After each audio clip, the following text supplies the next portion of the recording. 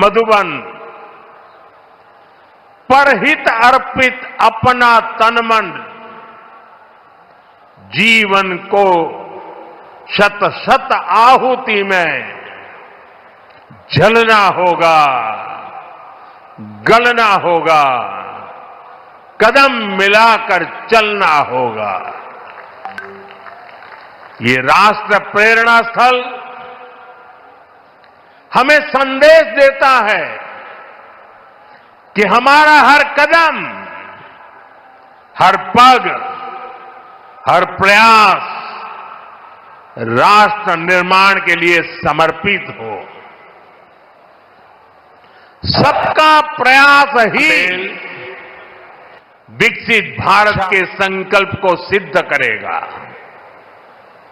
मैं लखनऊ को, उत्तर प्रदेश को, पूरे देश को इस आधुनिक प्रेरणा स्थली की बधाई देता हूं। और जैसा अभी बताया गया और वीडियो में भी दिखाया गया कि जिस जमीन पर यह प्रेरणा स्थल बना है उसकी 30 एकड़ से ज्यादा जमीन पर कई दशकों से कूड़े कचरे का पहाड़ जमा हुआ था। पिछले 3 वर्ष में इसे पूरी तरह खत्म किया गया है। इस प्रोजेक्ट से जुड़े सभी श्रमिकों, कारीगरों, योजनाकारों, योगी जी की और उनकी पूरी टीम को भी मैं बहुत बहुत बधाई देता हूं। साथियों, डॉक्टर श्यामा प्रसाद मुखर्जी ने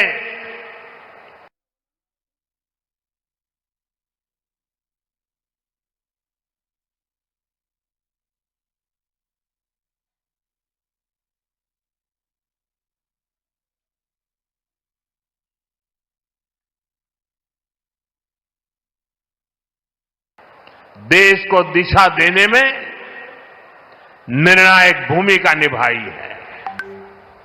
ये डॉक्टर मुखर्जी ही थे जिन्होंने भारत में 2 विधान, 2 निशान और 2 प्रधान के विधान को खारिज कर दिया था। आजादी के बाद भी जम्मू कश्मीर में ये व्यवस्था भारत की अखंडता के लिए बहुत बड़ी चुनौती थी। भाजपा को गर्व है कि हमारी सरकार को आर्टिकल 370 की दीवार गिराने का अवसर मिला। आज भारत का संविधान जम्मू कश्मीर में भी पूरी तरह लागू है। साथियों, स्वतंत्र भारत के पहले उद्योग मंत्री के रूप में डॉक्टर मुखर्जी ने भारत में आर्थिक आत्मनिर्भरता की नींव रखी थी। उन्होंने देश को पहली औद्योगिक नीति दी थी, यानी भारत में औद्योगिकरण की बुनियाद रखी थी। आज आत्मनिर्भरता के उसी मंत्र को हम नई बुलंदी दे रहे हैं। मेड इन इंडिया सामान आज दुनिया भर में पहुंच रहा है। यहां यूपी में ही देखिए, एक तरफ एक जनपद एक उत्पाद का इतना बड़ा अभियान चल रहा है। छोटे छोटे उद्योगों, छोटी छोटी इकाइयों का सामर्थ्य बढ़ रहा है। दूसरी तरफ यूपी में बहुत बड़ा डिफेंस कॉरिडोर बन रहा है। ऑपरेशन सिंदूर में दुनिया ने जिस ब्रह्मोस मिसाइल का जलवा देखा वो अब लखनऊ में बन रही है।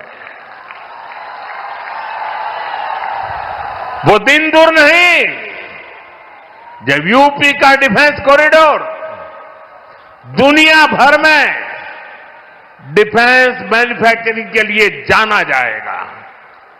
साथियों, दशकों पहले पंडित दीनदयाल उपाध्याय जी ने अंत्योदय का एक सपना देखा था।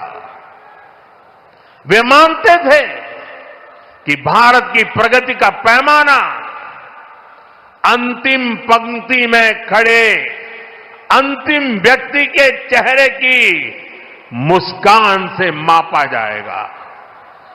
दीनदयाल जी ने एकात्म मानववाद का दर्शन भी दिया, जहां शरीर, मन, बुद्धि और आत्मा सबका विकास हो। दीनदयाल जी के सपने को मोदी ने अपना संकल्प बनाया है। हमने अंत्योदय को सैचुरेशन यानी संतुष्टिकरण का नया विस्तार दिया है। सैचुरेशन यानी हर जरूरतमंद, हर लाभार्थी को सरकार की कल्याणकारी योजनाओं के दायरे में लाने का प्रयास। जब सैचुरेशन की भावना होती है तो भेदभाव नहीं होता, और यही तो सुशासन है, यही सच्चा सामाजिक न्याय है, यही सच्चा सेकुलरिज्म है। आज जब देश के करोड़ों नागरिकों को बिना भेदभाव पहली बार पक्का घर, शौचालय, नल से जल, बिजली और गैस कनेक्शन मिल रहा है, करोड़ों लोगों को पहली बार मुफ्त अनाज और मुफ्त इलाज मिल रहा है, पंक्ति में खड़े अंतिम व्यक्ति तक पहुंचने का प्रयास हो रहा है, तो पंडित दीनदयाल जी के विजन के साथ न्याय हो रहा है। साथियों, बीते दशक में करोड़ों भारतीयों ने गरीबी को परास्त किया है, गरीबी को हराया है। ये इसलिए संभव हुआ क्योंकि भाजपा सरकार ने जो पीछे छूट गया था उसे प्राथमिकता दी, जो अंतिम पंक्ति में था उसे प्राथमिकता दी। साथियों, 2014 से पहले करीब 25 करोड़ देशवासी ऐसे थे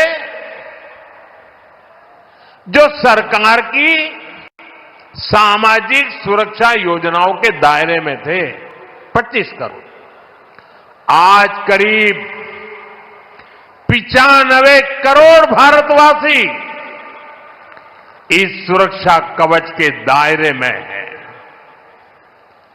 उत्तर प्रदेश में भी बड़ी संख्या में लोगों को इसका लाभ मिला है।